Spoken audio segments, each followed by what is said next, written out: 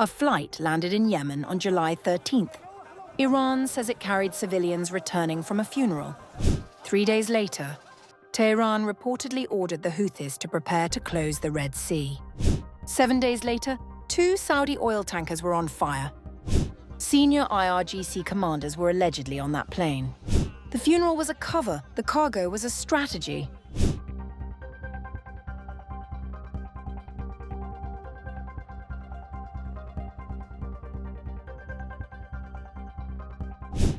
Just days after a mysterious flight landed in Houthi-controlled Yemen, the group announced a naval blockade of Saudi Arabia and threatened one of the world's busiest shipping routes.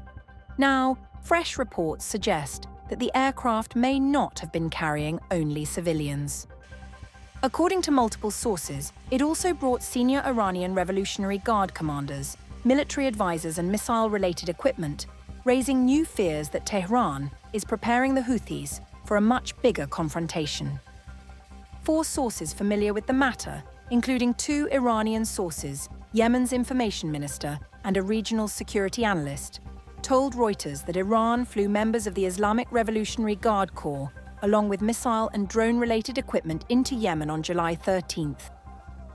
The 2 Iranian sources told Reuters that between 10 and 21 IRGC personnel, including senior commanders, were on the Mahan air flight.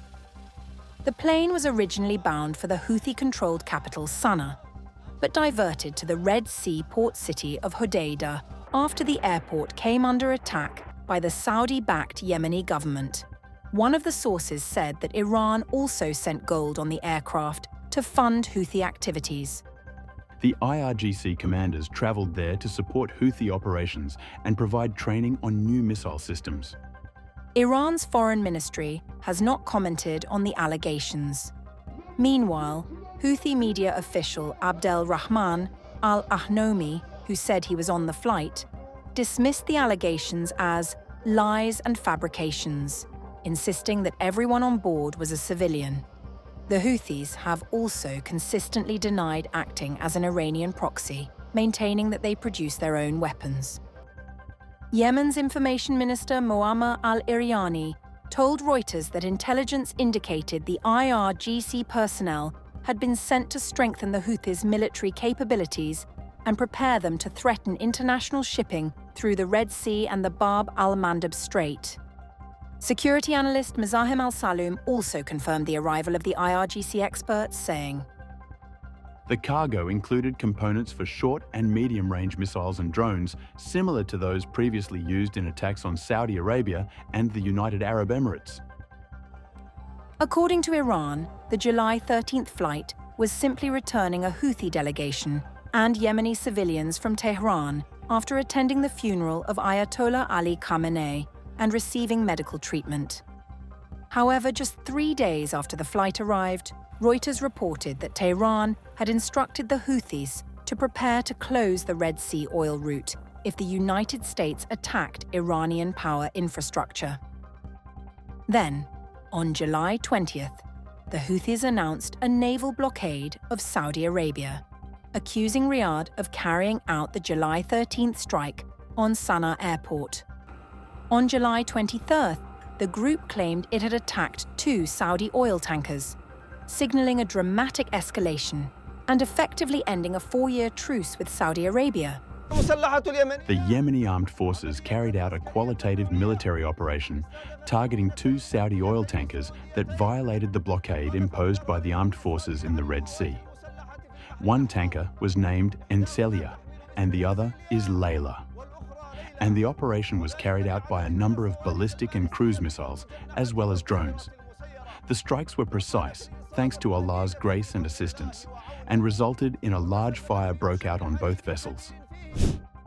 Meanwhile, US President Donald Trump said on July 23rd he would hold Iran accountable for any attacks by Yemen's Houthi militants.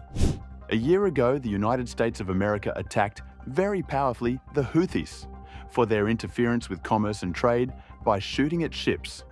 Since that time, and during our conflict with Iran, they have acted very responsibly. Unfortunately, now they are starting up again, shooting at 2 Saudi Arabian ships last night. Please let this truth serve to represent that if they do this again, the US will hold Iran responsible, in that the Houthis are a surrogate and/or proxy of Iran, and major military punishment will be inflicted upon Iran and, of course, the Houthis themselves, who I am very disappointed with in that they have, until now, acted very professionally and smart. Whether the July 13th flight was a routine civilian mission or a covert military deployment remains disputed, but the sequence of events is difficult to ignore. As the Red Sea once again becomes a focal point of regional confrontation, the alleged movement of Iranian personnel and military equipment is likely to face even greater international scrutiny.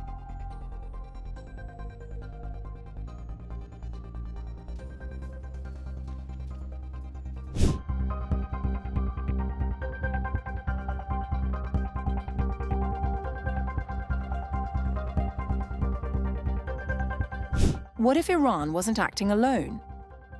A series of precision drone strikes on secret CIA facilities in the Middle East has triggered an urgent investigation inside the United States. Intelligence analysts are now examining whether Russia may have quietly helped Iran target some of America's most sensitive intelligence sites. No conclusions have been reached yet, but the possibility has raised fresh concerns about how far Moscow may be willing to go in confronting Washington. US intelligence officials are investigating whether Russia provided targeting information or advanced drone technology that helped Iran carry out recent attacks on CIA facilities across the Gulf. Reuters reported citing 4 people familiar with the intelligence assessment that analysts are examining whether Russian assistance contributed to the accuracy and effectiveness of the Iranian strikes. While officials have not reached a final conclusion, they believe the precision of the attacks and Russia's long-standing military support for Iran warrant closer scrutiny. At least 2 CIA facilities were reportedly struck in March. One of them was the CIA station housed inside the US Embassy in Saudi Arabia's capital city of Riyadh, while another was located in eastern Iraq. Some sources said additional CIA sites were also hit, although they declined to reveal their locations. One internal assessment prepared by a Western intelligence agency reportedly concluded that Russia likely played a role in helping target regional CIA facilities. 2 Western officials briefed on the intelligence said, Analysts thought the Saudi attack involved a pair of Russian-enhanced versions of Iran's Shahed drones. One of the aircraft blew a hole through a vulnerable part of the embassy's exterior, and the second flew through the opening and detonated. No deaths or injuries were reported. Officials also believe Russia has helped Iran significantly improve the capabilities of its Shahed drones. According to one source, Moscow supplied Tehran with the Cometa-M satellite navigation system, which experts say is considerably more accurate and harder to jam than Iran's existing navigation technology.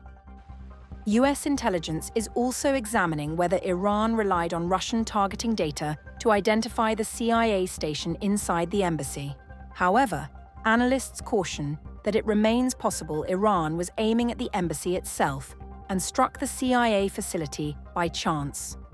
The White House referred questions to the CIA, which declined to comment. Iran's mission to the United Nations, Russia's defense ministry, and the Saudi government too have not responded to the development. Former CIA station chief Daniel Hoffman said it would not be surprising if Russia had assisted Iran. It would not be surprising for Moscow to help Tehran target CIA facilities given their close strategic partnership. They share an interest in trying to reduce or eliminate US influence altogether in their self-designated spheres of influence. As investigators continue searching for answers, one question remains unresolved. Was this simply an Iranian drone strike, or evidence of a far deeper level of Russian involvement in the shadow war against the United States?